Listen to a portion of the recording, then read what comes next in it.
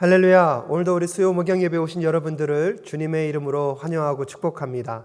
매일매일의 일상 속에서 또 하나님이 우리에게 말씀하시는 것 하나하나 발견하고 찾아가면서 하나님과 동행하는 그 하루하루의 기쁨과 또 풍성함을 경험해 가시는 우리 사랑교회 모든 성도님들 되실 수 있기를 간절히 소원합니다. 오늘도 다니엘서의 말씀을 통하여서 또 이 시대에 하나님의 백성으로서 살아가야 할 우리들의 삶의 모습들과 태도들을 다시 한번 점검하며 나아가실 수 있기를 바라고요. 무엇보다도 하나님의 지혜 안에서 또 승리해 가시는 우리 사랑교회 모든 성도님들 되실 수 있기를 간절히 소원합니다. 우리 시간 다 함께 사도신경 고백하심으로 수요 목양 예배 하나님 앞에 드리도록 하겠습니다. 다 함께 사도신경 고백하겠습니다.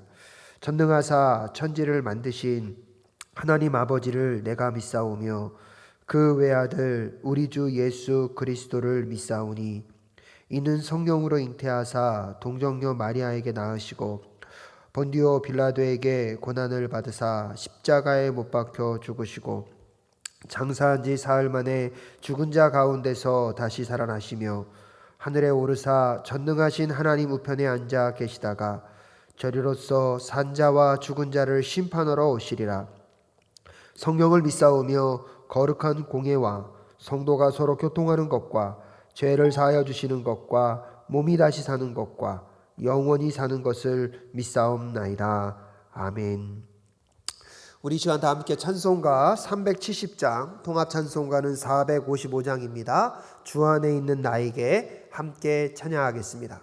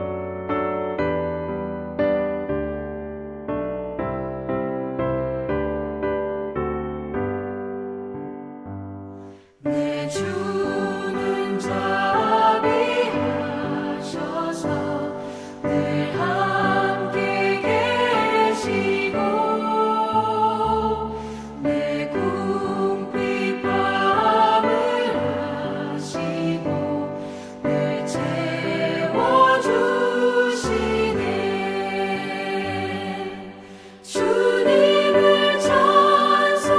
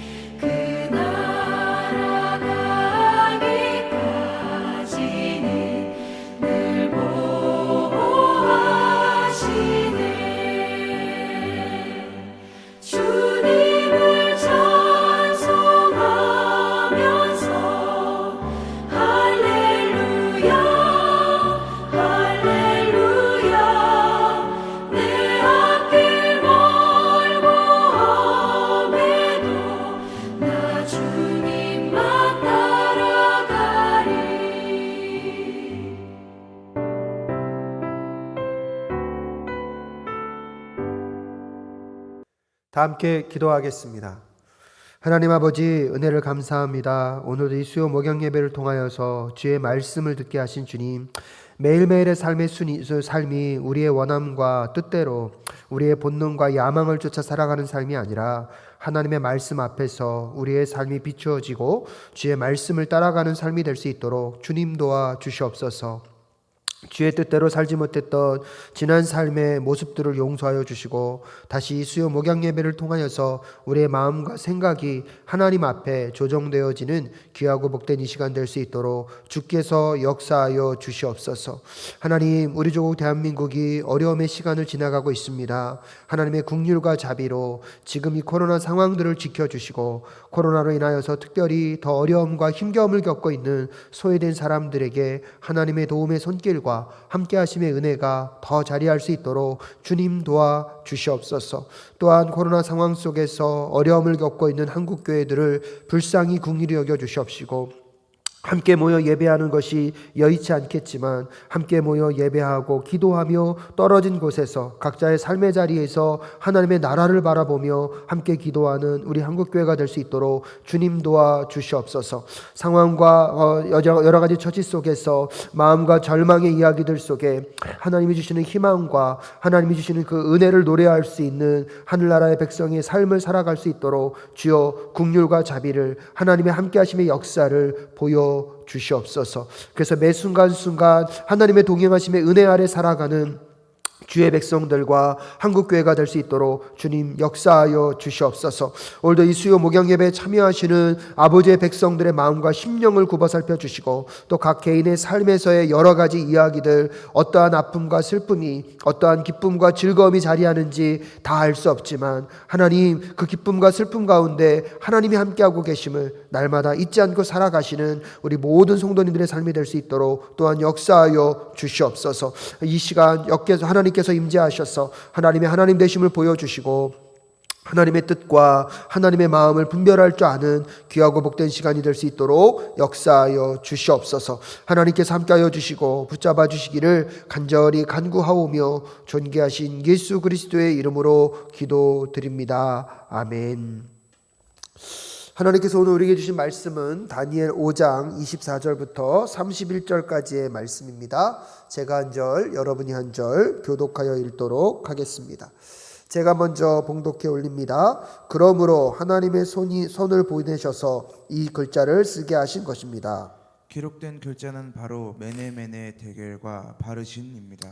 그 글자를 해석하면 이러합니다. 메네는 하나님이 이미 임금님의 나라의 시대를 계산하셔서 그것이 끝나게 하셨다는 것이고, 데겔은 임금님이 겨울에 달리셨는데 무게가 부족함이 드러났다는 것이고, 바르신은 임금님의 왕국이 둘로 나뉘어서 메대와 페르시아 사람에게 넘겨갔다는 뜻입니다. 벨사살이 곧 명령을 내려서 다니엘에게 자색옷을 입히고 그의 몸에 금 목걸이를 걸어주었으며 그를 그 나라에서 셋째 가는 통치자로 삼았다. 바로 그날 밤에 바벨로니아의 벨사살 왕은 살해되었고, 다 함께 읽겠습니다. 메대 사람 다리우스가 그 나라를 차지하였다. 다리우스는 나이는 62살이었다. 아멘. 잠시 또 말씀 앞에 기도하겠습니다. 하나님, 오늘 이 수요 목양 예배 가운데 다니엘서 5장을 통하여서 또 하나님의 음성을 듣고 깨닫는 시간이 될 수 있도록 주님 인도하여 주시옵소서. 전하는 자와 듣는 자가 함께 주님의 주장하심과 인도하심 속에 은혜가 경험되어 줄 수 있도록 역사하여 주시옵소서. 함께하여 주실 것을 믿사오며 존귀하신 예수 그리스도의 이름으로 기도드립니다. 아멘. 오늘은 여러분과 함께 가스펠 프로젝트 6번째 권, 3번째 이야기, 손가락으로 벽에 글씨를 쓰신 하나님이라는 제목으로 또 함께 다니엘서 5장을 좀 살펴볼 수 있기를 바랍니다. 여러분과 함께 다니엘서 5장 24절부터 31절까지의 말씀만 읽었지만 오늘 본문의 내용은 다니엘서 5장 전체를 통하여서 이 땅을 살아가는 하나님 백성들 뿐만 아니라 이 세상의 사람들이 하나님이 어떤 분이신지를 깨달아야 하는지, 또한 그 하나님 앞에서 우리가 보여야 할 태도와 모습은 어떤 모습이어야 하는지를 한번 살펴보실 수 있기를 바랍니다. 오늘날 이 벨사살 왕이 살아가고 있는 바벨론이란 나라는 그 당시에 굉장히 강력한 국가였습니다. 그 나라의 왕이 되었다는 것은 세상으로부터는 부러움도 없고 두려움도 없는 존재가 되었다는 것을 의미합니다. 벨사살 왕 이전에 있었던 느부갓네살 왕도 굉장히 큰 호령을 하고 하나님 앞에서의 하나님의 두려움을 또한 깨달은 왕 중에 한 사람입니다. 그 느부갓네살 왕이 죽고 나서 지금 이제 그의 자녀라기보다는 그의 손자라고 할 수 있는 오늘 벨사살 왕이 되었다는 소식을 우리가 접하여 알게 됩니다. 특별히 그 벨사살 왕이 수많은 사람의 귀족들을 불러들여다가 지금 잔치를 행하고 있는 장면 가운데 하나님께서 그 벨사살 왕에게 경고하심과 동시에 그의 미래를 알게 하도록 하나의 신탁과 같은 기적을 보여주십니다. 그것이 무엇이냐면 그 연회가 깊이 성대하게 열려지고 있는 그 상황 속에서 벽에 어떠한 글씨가 손에 의해서 쓰여지는 장면입니다.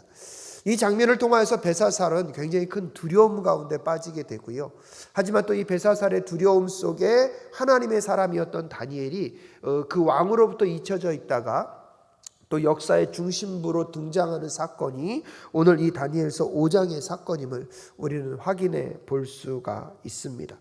한 나라의 왕으로서 부러움도 없고 두려움도 없었던 그 한 왕. 하지만 하나님 앞에서 그가 어떤 존재인지를 깨달을 필요가 있었는데 그것을 깨닫지 못하고 살아가는 사람의 결과는 어떻게 되었는지, 또한 그 문제를 해석해내는 하나님의 사람 다니엘은 또한 이것을 통하여서 역사적으로 어떻게 다시 등장하게 되는지에 대한 내용들을 좀 한번 살펴보시면서 이 시대에 우리가 그럼 살아가야 하는 우리의 삶의 태도와 또 하나님 앞에서의 우리의 마음가짐은 어떠해야 하는지를 좀 살펴볼 수 있는 시간이 되실 수 있기를 바랍니다. 특별히 다니엘서 5장을 통하여서 첫 번째로 우리가 깨달아야 될 것들이 무엇입니까? 하나님은 세상이 약속을 안전한다 할지라도 그 안전을 신뢰하지 말라고 오늘 다니엘서 5장을 통하여서 우리에게 먼저 알려주고 있습니다. 여러분 성경을 갖고 계시면 다니엘서 5장을 좀 펴놓으시고요. 1절부터 7절의 내용을 가만히 들여다보면 특별히 1절에서 이렇게 얘기합니다. 벨사살 왕이 귀한 손님 1000명을 불러서 큰 잔치를 베푸고 그 1000명과 더불어 술을 마셨다라고 얘기하고 있습니다. 이 잔치가 얼마나 성대합니까? 그래서 귀한 손님이라는 것은 그 시대의 지도층과 귀족들을 말하겠죠. 그 귀족들 1000명을 불렀다는 것은 지금 이 바벨론이라는 나라가 얼마나 크게 왕성함과 동시에, 하지만 한편으로 보면 1000여 명의 귀족들이 있었다는 것만으로 보더라도 정치적으로 얼마나 많이 타락해 있는지를 우리는 확인해 볼 수가 있습니다. 그들과 큰 잔치를 벌이는데 벨사살 왕이 하지 말아야 할 행동을 하게 됩니다. 2절에 보면 벨사살 왕은 술을 마시면서 명령을 내렸습니다. 그런데 그의 아버지, 어떻게 보면 할아버지라고 할 수 있겠죠. 선왕이라고 할 수도 있고 조상이라는 표현도 가능할 것입니다. 느부갓네살 왕이 예루살렘 성전에서 가져온 은금그릇과 은그릇들을 가져오게 하였다. 왕과 귀한 손님과 왕비들과 후궁들이 모두 그것으로 술을 마시게 할 참이었다라고 얘기하고 있습니다. 연회가 베풀어질 때에 느부갓네살 왕이 예루살렘으로부터 탈취하여 온 하나님의 성전에 쓰였던 그 거룩한 기구들을 갖고 그들이 술 먹고 흥청망청하며 그 음란하고 그 더러운 그 연회장에 도구로 사용함으로 인하여서 누구를 모독하는 행위를 하고 있는 것입니까? 하나님을 모독하는 행위를 하고 있습니다. 벨사살 왕의 갖고 있는 신관과 그 당시에 사람들이 믿었던 그 신에 대한 관념을 보면 나라와 나라가 싸울 때 한 나라가 승리한다는 것은 그 승리한 나라의 신이 이 진 나라의 신보다 더 크고 위대하다고 생각했습니다. 자기의 조상이었던 느부갓네살 왕으로 인하여서 예루살렘을 정복하고 예루살렘으로부터 많은 그 신전에 있었던 그 성전에 있었던 기물들을 가져왔다는 것.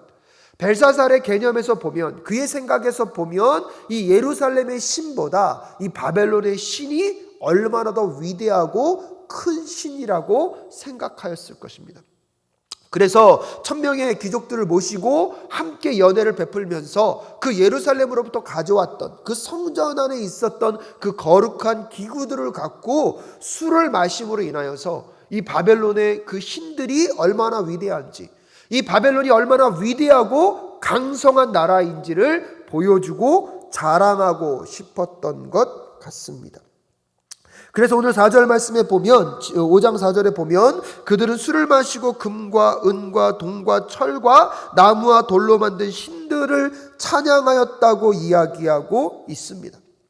마치 그의 나라의 부와 명예와 권력과 지금 본인이 이 한 나라의 왕으로서 아무것도 부럽지 않은 떵떵거리는 이 힘과 능력들, 그의 삶 속에서 이것만 있으면 그의 삶이 안전하다고 생각했고 영원할 것이라고 생각하면서 마치 그들이 섬기고 있는 그 신들이 위대하여서 이 모든 일들을 이루었다고 생각하며 그 신들에게 경배하고 절을 하면서 마치 예루살렘에서 가져온 이 모든 성전에 있었던 거룩한 기구로 술을 마시면서 하나님을 모독하고 하나님을 깔보고 있는 이 벨사살의 모습들을 여러분 한번 생각해 보십시오. 그는 그것을 통하여서 무엇을 얘기하고 싶습니까? 그가 지금 얼마나 안전된 삶을, 그가 갖고 있는 이 명예와 권력과 힘이 얼마나 큰 힘인 것인지를 하나님을 조롱하면서 그의 능력과 권력과 힘을 자랑하고 싶어 합니다. 하지만 그가 지금 모욕하고 있는 그 하나님은 어떤 하나님이십니까? 온 인류를 창조하시고 온 인류를 만드신 창조주 하나님. 지금 이 벨사살은 오해하고 있는 것입니다. 하나님은 이스라엘 백성들을 사랑하셔서 그 이스라엘 백성들을 보호하시고 인도해 가십니다. 하지만 하나님의 계획과 뜻 속에서 그 이스라엘 백성들도 전쟁에서 실패할 수 있고 또한 어떠한 한 나라의 포로로 끌려갈 수밖에 없지만, 여러분, 하나님이 사랑하는 이스라엘 민족들의 실패가 하나님의 실패는 아닌 것입니다.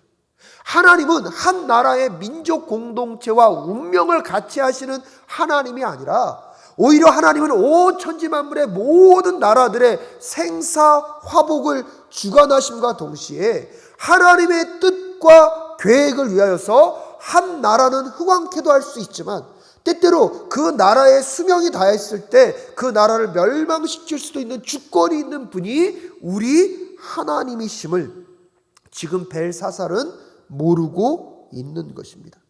마치 그가 지금 가지고 있는 그 모든 권력과 힘이 그의 안전의 근거이고 그의 삶의 평안의 근거라고 그는 믿고 있지만, 하나님은 그런 벨사살에게 분명히 알려주고 싶은 것이 있었습니다. 지금 너가 가지고 있는 그 권력과 힘, 지금 너의 나라가 갖고 있는 그 부강함의 그 모든 것들이 너의 안전의 모든 근원이 될 수 없다는 것입니다.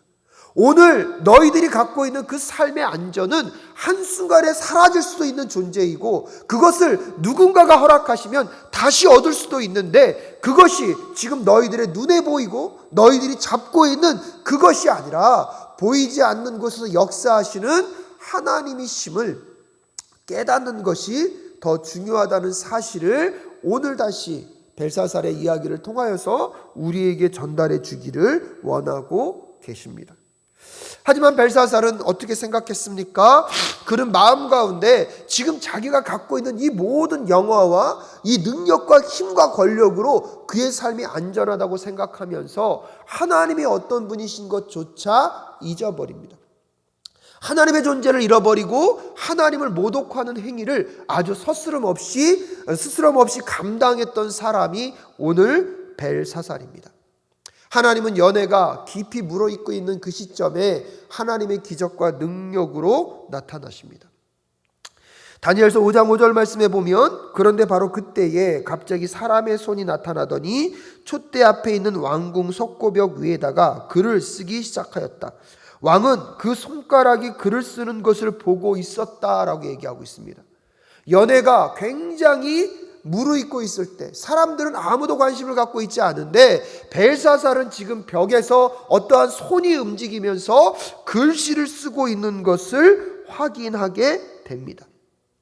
6절에 벨사살이 어떻게 됩니까? 그러다가 왕의 얼굴빛이 창백해지더니 공포에 사로잡혀서 넓적다리의 힘을 잃고 무릎을 서로 부딪히며 떨었다라고 이야기하고 있습니다. 한 나라의 왕, 더군다나 그 당시에 모든 나라들을 제패했던 제국이라고 말할 수 있는 바벨론의 왕, 권력과 힘, 세상의 부귀영화를 다 가져서 그것이 그의 삶을 안전하게 지킬 수 있다고 믿었던 한 나라의 왕이지만, 하나님이 움직이기 시작하시니까 하나님의 벽에 쓰시는 그 글자만으로 오늘 그의 마음은 두려움으로 가득 찹니다. 그의 생각은 두려움으로 벌벌 떨고 있습니다. 여러분, 마음과 생각의 두려움으로 벌벌 떨자 그의 육체가 어떻게 반응합니까? 넓적다리의 힘을 잃고 다리를 서로 부딪히며 떨고 있습니다. 만화의 장면에 보면 두려울 때마다 이 다리가 다다다다다닥 이렇게 떠는 것과 똑같은 장면을 오늘 이 벨사살 왕이 경험하고 있다는 것입니다. 위대해 보였고 무엇과도 그의 위엄을 무너뜨릴 수 없을 것 같았지만, 결국 하나님이 움직이시는 그 손가락 하나로 인하여서 그 벨사살 왕은요, 두려움에 사로잡힐 수밖에 없는 연약한 존재였습니다. 그 벨사살 왕의 마음과 심령 가운데 두려움이 가득하니까 그의 육체조차도 녹아버리고 그 두려움 가운데 몸이 달달달달 떨 수밖에 없는 사람이 벨사살 왕임을 오늘 본문 우리에게 알려주고 있습니다. 세상에 아무리 많은 부와 명예를, 세상에서 이것만 있으면 내 삶이 영원히 평안하고 안전할 것이라고 믿었던 그 모든 것들을 갖고 있다 할지라도 오늘 그 마음 가운데 두려움이 한순간 찾아오니까 결국 그 두려움 앞에서 그의 모든 생각이 사로잡히고 그의 육체조차 떨 수밖에 없는 존재가 벨사살 왕이었습니다. 사랑하는 여러분, 오늘 이 시간을 살아가며 우리의 삶 속에서 우리가 우리의 안전을 보장할 수 있다고 생각하는 것들은 무엇입니까? 혹시 그것으로 내가 내 삶이 안전할 수 있다고 믿으면서 그것을 얻은 것으로 내 삶을 안전하다고 생각하고 계십니까? 여러분 기억하십시오. 그것은 우리의 마음의 안전을 보장할 수 없습니다. 없을 때는요, 없어서 걱정하고요. 그것을 얻잖아요. 얻고 나면 잃어버릴까를 또 걱정하는 것이 우리들의 삶의 모습입니다. 하지만 정말로 하나님이 어떤 분인지를 알고 그 하나님이 오늘 우리와 함께 동행하시고 그 하나님이 우리와 함께 하시는 분이라는 것을 정말로 우리가 깨닫게 된다면 이 땅의 그 어떤 것도 우리의 안전을 보장할 수는 없지만 우리의 영원한 안전의 거처 되시는 하나님을 만나게 될 때 그 하나님 안에서 세상이 줄 수 없는 그 평안을 맛볼 수 있음을 또한 고백하며 나아가는 우리 모두가 될 수 있기를 간절히 소원합니다.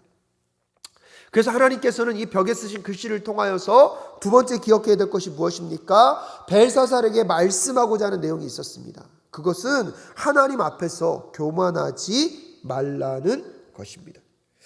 하나님 앞에서 하나님을 대적하는 마음으로 자신을 높이는 삶을 살지 말라고 오늘 우리에게 경고하고 있습니다. 벨사살은 그 벽에 쓴 글씨의 내용들을 해석하고 싶었습니다. 그래서 그 나라의 많은 왕궁의 지혜자들을 다 모았지만 아무도 그 말을 해석해내지 못함으로 인하여서 또 두려움과 걱정과 염려가 더 커져가고 있습니다.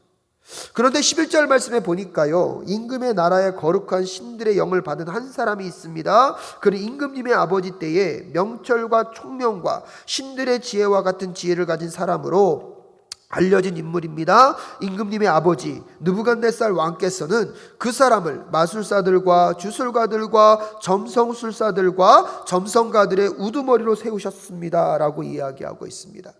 이 벨사살의 어머니가 등장하여서 이즘 느부갓네살 왕 때 활약하였던 다니엘을 떠올립니다. 그 다니엘은 하나님의 명철과 총명을 갖고 있는 자들로서 그 당시의 사람들의 어떠한 지혜자들과 어떠한 마법사들과 술객들도 해석해내지 못한 것들을 해석한 역사들을 지금 이 벨사살 왕의 어머니가 기억해냅니다.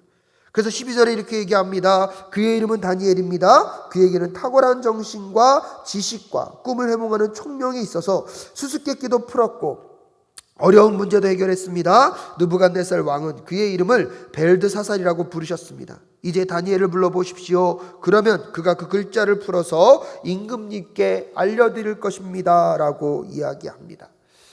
그래서 여러분 다니엘서 5장 13절부터는 이제 다니엘이 다시 역사에 등장합니다. 아마 이 다니엘이 이렇게 잊혀졌던 것을 보면 벨사살 왕이 등극하면서 다니엘을 소외시켰던 것 같습니다. 어떠한 정치의 중요한 자리에 등용하기보다는 그는 잊혀진 한 사람에 불과했을 것입니다. 하지만 오늘 다시 다니엘이 등장함으로 인하여서 벨사살 왕 앞에 서게 됩니다. 벨사살 왕은 다니엘에게 얘기합니다. 너가 이것들을 풀어낼 수만 있다면 내가 너에게 자색옷을 입히고 목에 금목걸이를 걸어주고 이 나라에서 셋째 가는 통치자로 삼겠다라고 얘기하지만 여러분 놀라운 것은요 17절 말씀에 보면 다니엘이 왕 앞에서 이렇게 아뢰고 있습니다. 임금님이 주시겠다는 선물은 거두시고 임금님이 내리실 상급은 다른 사람에게 주시기 바랍니다. 그럴지라도 저는 이 글자를 읽고서 그 뜻을 풀이하여 임금님께 알려드리겠습니다라고 얘기하면서 오직 다니엘의 관심은 지금 당신이 나에게 주고자 하는 당신은 그것이 내 삶의 안전이고 내 삶의 보상이라고 생각하는 그것들을 주려고 하지만 나에게는 그 관심이 없습니다라고 얘기하면서 하나님의 뜻을 하나님의 계획을 풀어내겠다고 이야기합니다. 그러면서 18절에 임금님 가장 높으신 하나님이 임금님의 아버지 느부갓네살 왕께 나라와 큰 권세와 영광과 위엄을 주셨다고 오늘 이 바벨론 왕의 왕권과 지금 벨사살 왕 당신이 누리고 있는 이 영화와 부귀와 그 모든 위엄이 하나님께로부터 왔다는 것을 먼저 인식시키고 있습니다. 당신뿐만 아니라 당신의 조상 선대 왕이었던 느부갓네살 왕도 하나님이 세우신 것입니다. 하나님이 아니면 그 권위와 그 위엄을 누릴 수 없다는 것을 분명하게 밝혀주고 있습니다. 19절에 하나님이 그에게 큰 권세를 주셨으므로 민족과 언어가 다른 무백성들이 그 앞에서 떨면서 무서워하였으며 부친께서는 마음대로 사람을 죽이기도 하고 마음대로 사람을 살리기도 하고 마음대로 사람을 높이기도 하고 마음대로 사람을 낮추기도 하셨습니다 라고 얘기했습니다. 그 모든 것들을 하나님이 주셨는데 어느 순간 그 권력과 힘으로 사람을 죽일 때도 있고 살릴 때도 있다 보니까 이 느부갓네살 왕 가운데 어떠한 마음이 들었습니까? 여러분 20절 보십시오. 그러나 부친께서 마음이 높아지고 생각이 거만해지셔서 교만하게 행동을 하시다가 왕위에서 쫓겨나서 명예를 잃으신 일이 있었습니다 라고 얘기하고 있습니다. 결국 그 자리에서 그의 마음이 교만해짐으로 자기가 마치 그 모든 것에 힘과 권력의 중심에 있다라고 생각하는 순간 하나님께서 그 자리에서 느부갓네살 왕을 깎아 내리셨다는 것입니다. 21절에 사람 사는 세상에서 쫓겨나시더니 그의 마음은 들짐승처럼 되셨고 들나귀와 함께 사셨으며 소처럼 풀을 뜯으셨고 몸은 하늘에서 내리는 이슬로 젖으셨습니다. 그때야 비로소 부친께서는 가장 높으신 하나님이 인간 나라를 다스리고 하나님의 뜻에 맞는 사람을 그 자리에 세우시는지를 깨달으셨다고 이야기하고 있습니다. 느부갓네살 왕도 벨사살과 똑같은 권력과 힘을 갖고 있었지만 결국 그의 마음이 교만해짐으로 하나님이 그를 낮추십니다. 느부갓네살 왕이 그의 삶의 가장 저점과 가장 비참한 순간을 지나가게 될 때 느부갓네살 왕도 가장 높으신 하나님이 인간의 나라를 다스리고 하나님의 뜻에 맞는 사람을 그 자리에 세우시는지를 깨닫게 되었다는 것을 다시 벨사살에게 알려주고 있습니다. 근데 문제는 무엇입니까? 22절에 보면 느부갓네살의 아드님이신 벨사살 임금님은 이 모든 일을 아시면서도 마음을 겸손하게 낮추지 않으셨다고 얘기하고 있습니다. 다니엘이 여러분 오늘 벨사살에게 야단을 치고 있는 것입니다. 느부갓네살 왕도 하나님이 어떤 하나님인지를 깨달음으로 인하여서 그 왕의 자리를 지킬 수 있었는데 벨사살 왕 당신도 알고 있지 않습니까? 그 느부갓네살 왕의 이야기를 이미 들어서 알고 있지 않습니까? 그런데 왜 당신은 겸손하지 않습니까? 왜 하나님 앞에서 여전히 자신을 높이고 있냐라고 벨사살을 지금 꾸짖고 있습니다. 23절에 하나님의 임금님이시요 주님이신 분을 거역하시고 스스로를 높이며 하나님의 성전에 있었던 그릇들을 가져오게 하셔서 임금님과 귀한 손님과 왕비들과 후궁들이 그것으로 술을 마시게 하셨습니다. 그리고 임금님은 보거나 듣거나 알지도 못하는 금과 은과 동과 새와 나무와 돌로 만든 신들을 찬양하시면서 임금님의 호흡과 모든 길을 주장하시는 하나님께는 영광을 돌리지 않으셨습니다라고 먼저 글자를 해석하기 이전에 벨사살 왕의 마음에 갖고 있는 교만을 지적하고 있습니다.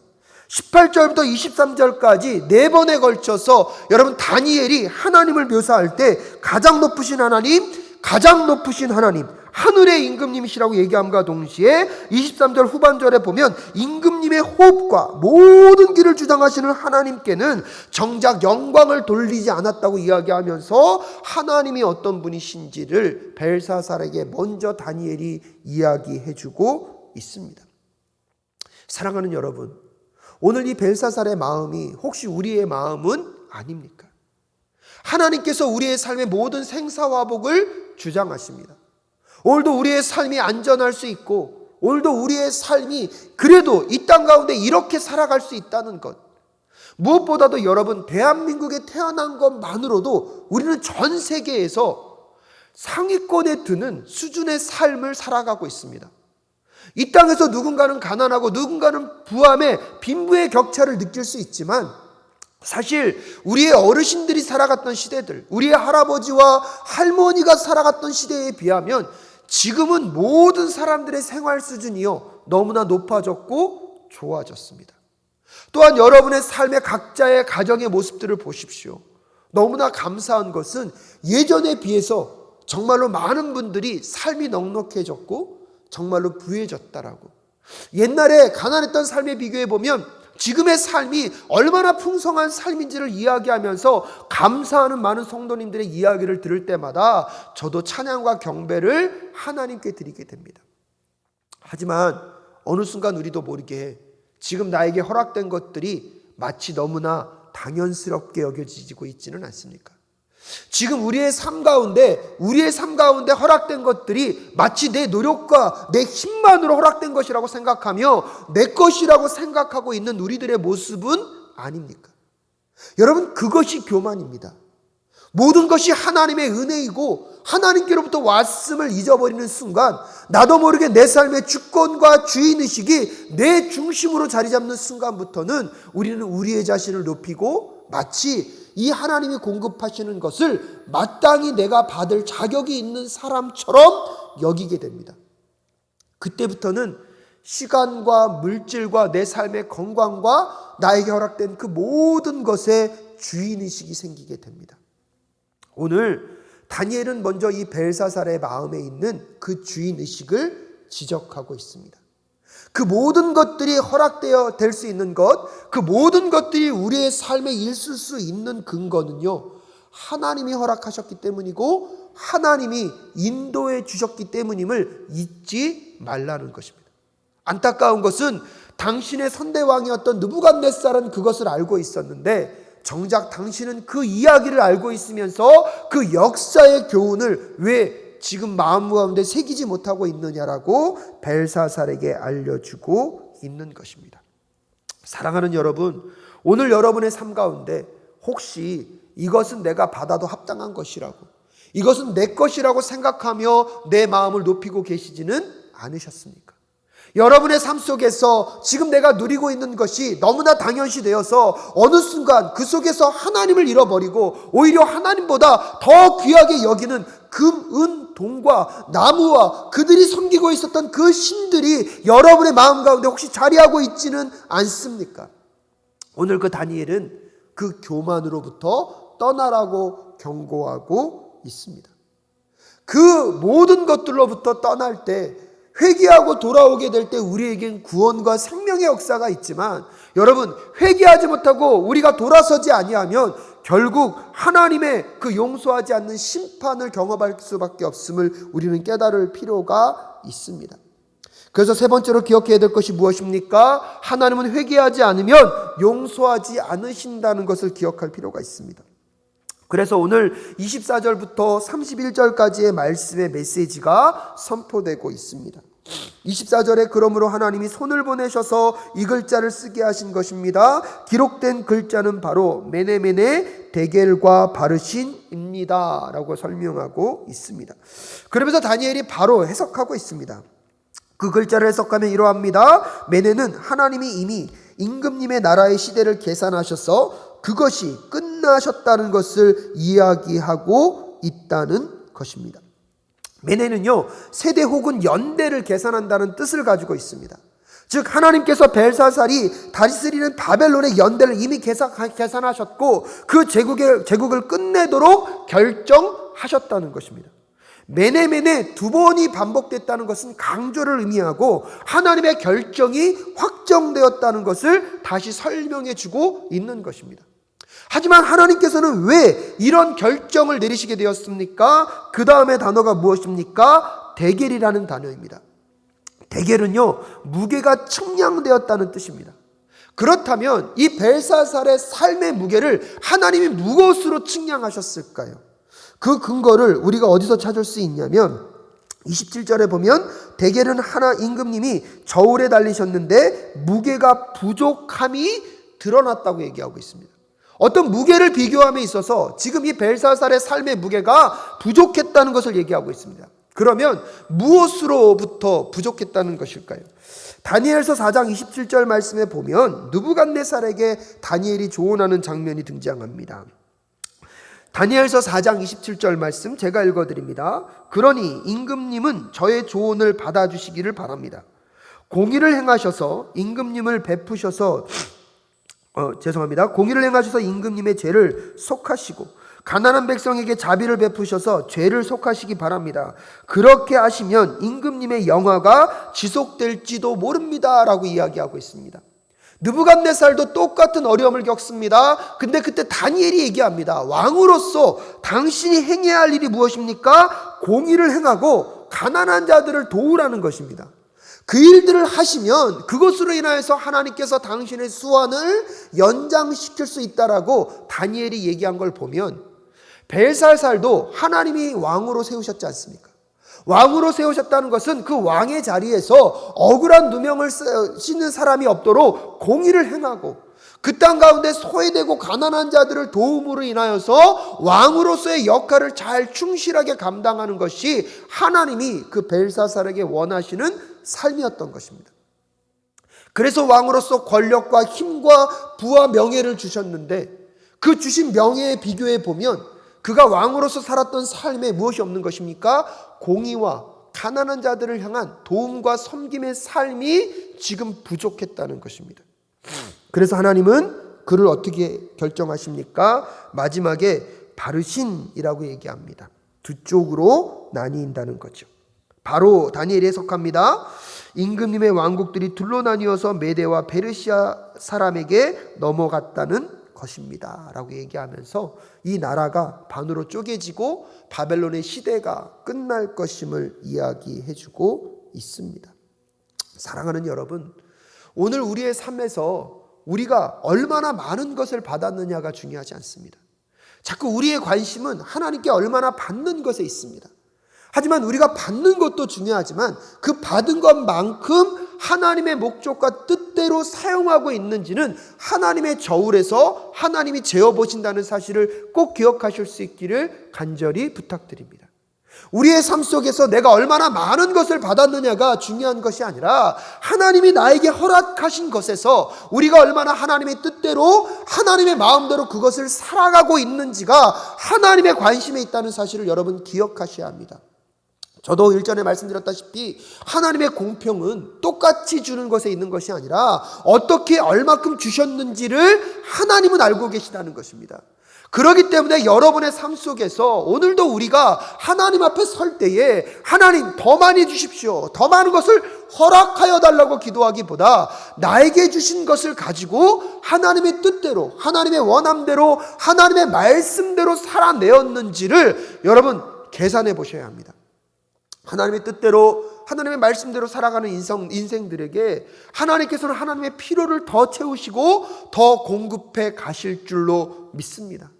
그러기에 하나님께 무언가를 받기를 원한다면 받는 것에 목적이 있는 것이 아니라 하나님의 뜻대로 먼저 사용하고 하나님의 목적대로 살아감으로 인하여서 하나님의 그 저울 앞에 부족함이 없이 느껴지는 삶, 그래서 하나님이 신뢰할 수 있으므로 하나님이 더 맡기시고 더 하나님이 위탁하실 수 있는 그런 하나님의 백성들의 삶을 살아내시는 우리 모든 성도님들이 되실 수 있기를 주님의 이름으로 축복합니다.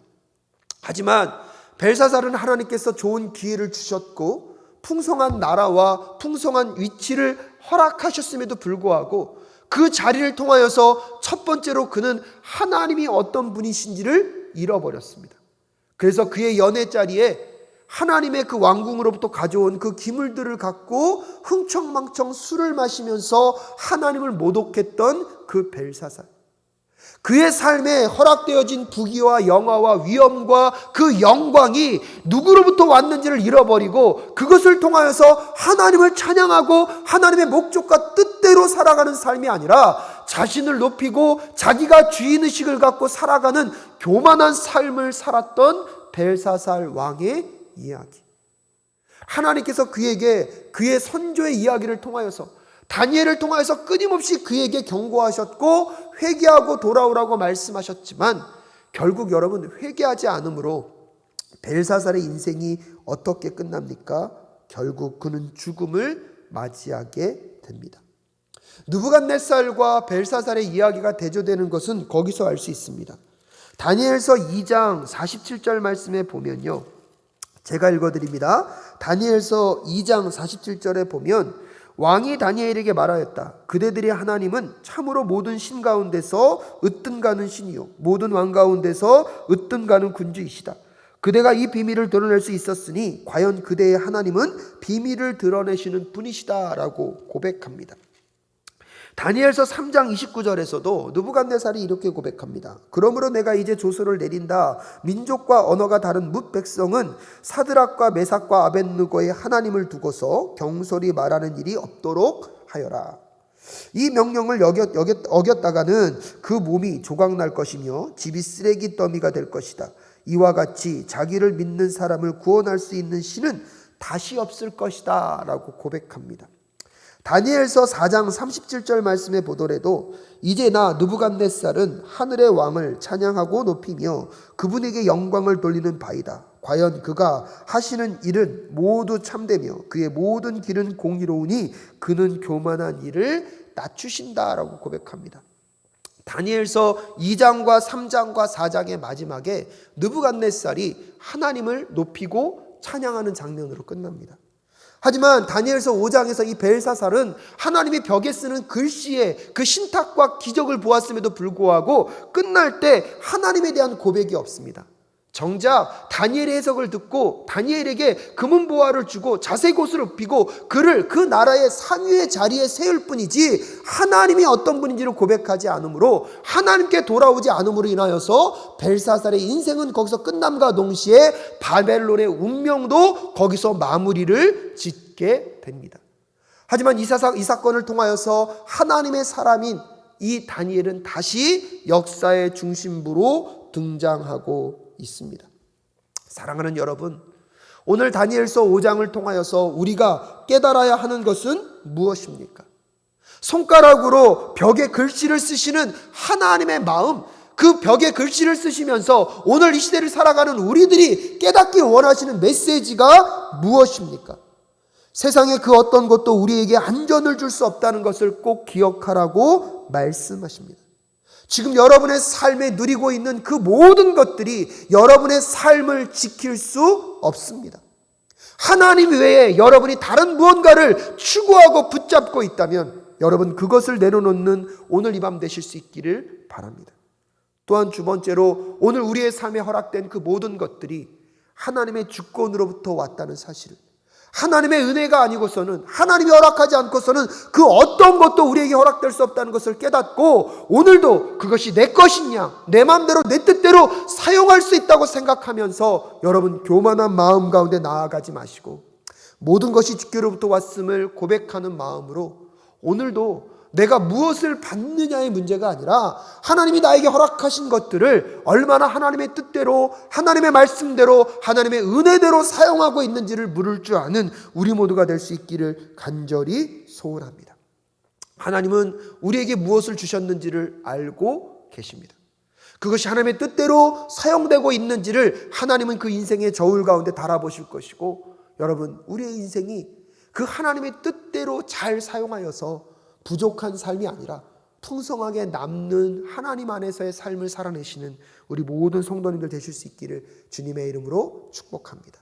한나라의 왕 느부갓네살은 하나님을 찬양하고 그나마 교만한 삶 속에서도 하나님 앞에 회개함으로 나아감으로 그는 그의 왕권을 유지할 수 있었지만, 벨사살은 결국 그의 삶에 회개하고 돌아오지 못함으로 인하여서 처참한 죽음으로 인생을 마치고 있습니다. 오늘 이 시대를 살아가는 우리 사랑하는 모든 성도님들의 삶 가운데 하나님이 어떤 분이신지를 꼭 기억하고, 하나님이 여러 가지 것들로 우리의 삶에 경고하시고 말씀하시는 메시지를 잘 귀담아 들어 여러분 회개함으로 구원의 은혜를, 회개하고 우리의 심령을 다시 하나님 앞에 새롭게 함으로 하나님께서 허락하시는 그 생명의 역사를 살아내시는 모든 성도님들 되실 수 있기를 주님의 이름으로 축복합니다. 우리 다 함께 기도하겠습니다. 하나님, 오늘 다니엘서 5장의 이야기를 통하여서 우리의 삶 가운데 벨사살과 같은 삶의 모습은 있는 것은 아닌지 정직하게 돌아볼 수 있도록 주님 도와 주시옵소서. 이 땅 가운데 하나님 외에 우리의 삶을 안전하게 지킬 수 있는 것, 그 어떤 것도 없다는 것들을 믿음으로 고백하게 하여 주시옵시고, 우리의 삶에 너무나 오랜 시간 우리에게 허락되었기에 마치 내 것인 양 내 마음대로 내 뜻대로 살아가고자 하는 주인의식이 있는 교만한 마음들을 깨닫게 하여 주시옵시고, 하나님 앞에 철저하게 나아가 우리의 삶을 돌아볼 수 있도록 주님 도와 주시옵소서. 우리에게 허락하신 것을 하나님 우리의 삶의 무게 속에 재어보시고 하나님의 뜻대로, 하나님의 말씀대로 잘 사용하고 있는지 정직하게 살펴보고, 날마다 우리에게 허락하신 것들이 하나님께로부터 왔음을 고백하며 하나님의 뜻대로, 하나님의 말씀대로 살아내는 주의 백성들, 그리하여서 하나님의 보호하심과 함께하심, 하나님의 주장하심과 동행하심의 역사가 끊임없이 연결되어지는 우리 사랑교회 모든 성도님들 될 수 있도록 주님 역사하여 주시옵소서. 함께하여 주실 것을 믿사오며 존귀하신 예수 그리스도의 이름으로 기도드립니다. 아멘. 우리 이 시간 다 함께 찬송가 524장, 통합 찬송가 313장 갈 길을 밝히 보이시니 함께 찬양하겠습니다.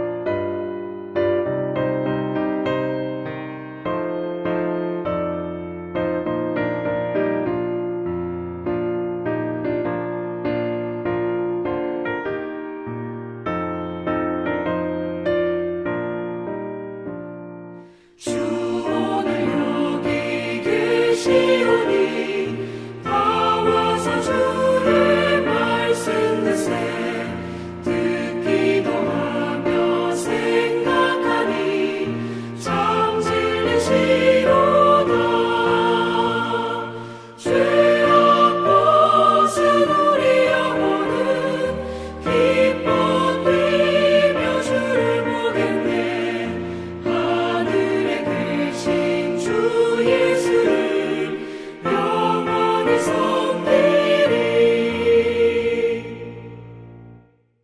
기도하겠습니다.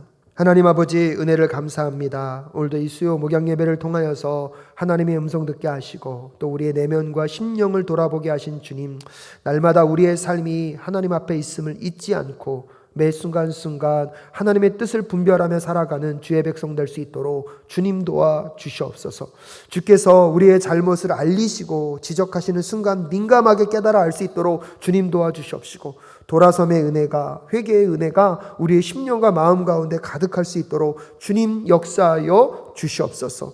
이 시간 주님 앞에 나와 간절히 간구하며 기도하는 성도님들의 그 마음과 심령 위에 또한 하나님의 음성이 들려지게 하시고 하나님께 깨닫게 하시는 것을 통하여서 삶의 변화가, 또 삶 속에서 돌아섬으로 아버지와 더 깊이 만나고 교제하고 동행하는 그 은혜를 경험하는 순간순간들이 될 수 있도록 주님 도와 주시옵소서. 남에게 말하지 못하는 삶의 고통과 아픔의 이야기들 속에 하나님의 도우심을 구하오니 주님 찾아가셔서 주의 위로와 하나님의 채우심과 회복의 역사를 또한 경험하실 수 있도록 주님 긍휼과 자비를 잊지 말아 주시옵소서. 오늘도 이 수요 목양 예배를 통하여서 함께 하시는 여호와 하나님, 그 가정과 직장과 사업터에서 주님을 바라보며 예배하는 그 심령들을 만나주시는 여호와 하나님의 위로와 함께 하심과 주님께서의 그 인도하심의 역사가 꼭 나타날 수 있도록 주께서 역사하여 주시기를 간절히 간구하오며 존귀하신 예수 그리스도의 이름으로 기도하올 때에, 이제는 우리 주 예수 그리스도의 은혜와 하나님 아버지의 그 무궁하신 사랑하심과 성령 하나님의 감화 감동 교통 충만케 하시는 역사가 우리에게 말씀하시는 그 하나님의 그 뜻을 깨달아 회개하며 돌아서고 우리의 마음과 심령을 다하여서 하나님만을 바라보며 살아가기를 결단하며 하지만은 우리 모든 성도님들의 그 삶과 가정과 직장과 사업터와 그 자녀들과 부모님들 위해 지금부터 영원히 함께 하옵시기를 간절히 축원하옵나이다. 아멘.